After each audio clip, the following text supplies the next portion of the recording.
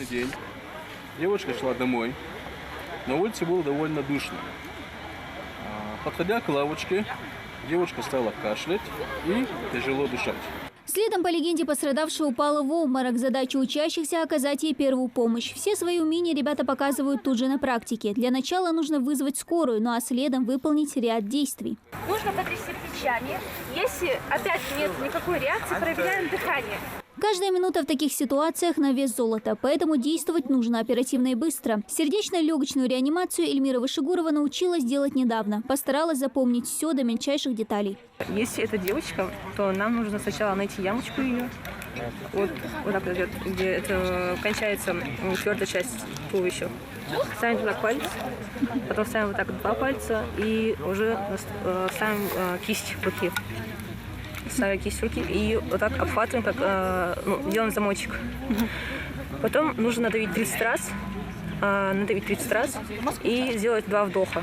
Площадок на чемпионате 10. На одних ребята показывают свои навыки на практике, на других же отрабатывают теорию. Что делать при отравлении, кровотечении и других несчастных случаях? Таковы вопросы тестов, на которые нужно знать правильные ответы. Вопросы были интересными и совсем несложными.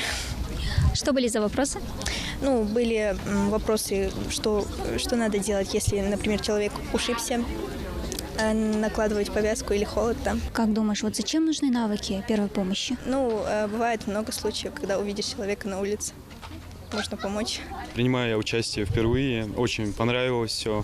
В дальнейшем пригодится, я думаю. Что нового ты узнал? Узнал о сердечно-легочной реанимации, много чего.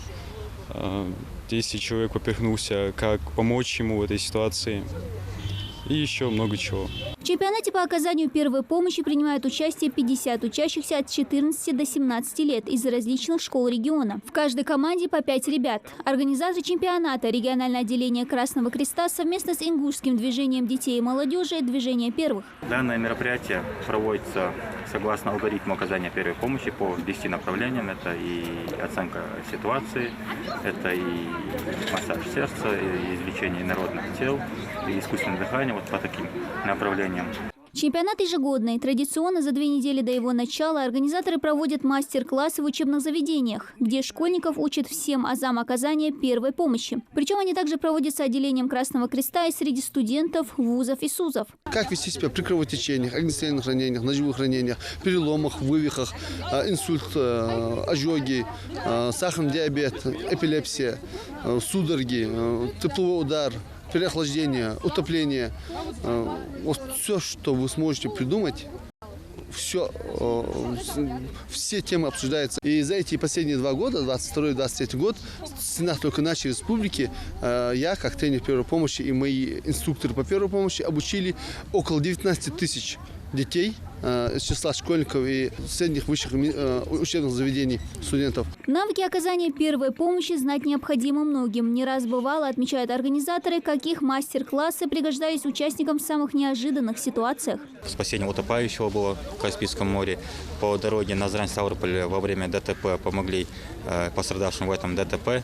Оказали им первую помощь. Это были студенты пожарно-спасательного колледжа. Поэтому данные мероприятия не полезны. Лучшие участники из различных команд будут представлять регион уже на всероссийском этапе чемпионата по оказанию первой помощи. Он пройдет в Москве в ноябре этого года. Дана Плиева, Асхаб Белакиев, Новости 24.